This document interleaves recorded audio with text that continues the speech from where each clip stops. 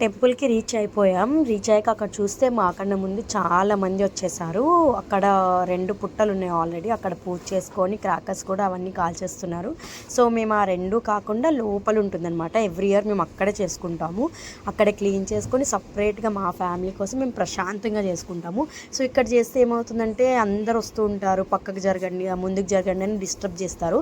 So మేము అలా చేయకుండా ముందే అక్కడికి వెళ్ళిపోయి క్లీన్ చేసి పెట్టుకుంటాం అనమాట. ఇక్కడ మా దర్శక్ మీ అందరికీ విష్ చేస్తున్నాడు.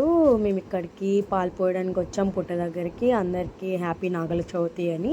ఇంకా అక్కడ మా దర్శక్ ఇంకా జున్ను వెయిట్ చేస్తున్నారనమాట. క్రాకర్స్ తీసుకొచ్చాము. ఎప్పుడు మన దివాళీకి లెఫ్ట్ ఓవర్ ఉన్న క్రాకర్స్ అన్నీ తీసుకొచ్చి ఇక్కడ వెలిగించామన్నమాట. చుచ్చుబుడ్డి ఇంకా డిఫరెంట్ క్రాకర్స్ ఉండే.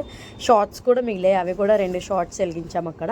ఇంకా మమ్మీ అమ్మమ్మ అక్క పుట్ట దగ్గరికి వెళ్ళిపోయి ఇంకా క్లీన్ చేసుకొని వాటర్తో వాటర్ అది జల్లి పసుపు కుంకుమ అన్నీ పెట్టి ప్రసాదాలన్నీ పెట్టి అక్కడ అరేంజ్ చేసుకున్నారు. డాడీ అక్కడున్న వేప చెట్టుకి పసుపు కుంకుమ పెట్టేసి పూజ చేశారు.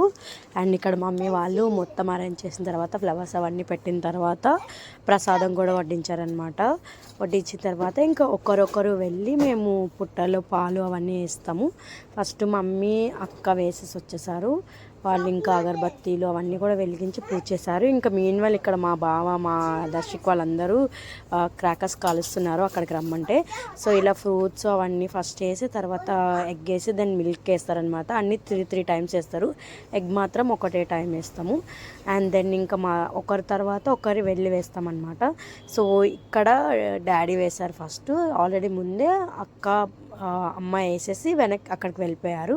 అండ్ ఇది వేసిన తర్వాత ఇంకా కొబ్బరికాయ కొట్టేశారనమాట. 2 కొబ్బరికాయలు తీసుకొచ్చాము. ఒకటి అక్క వాళ్ళు, ఒకటి మేము కొట్టాము.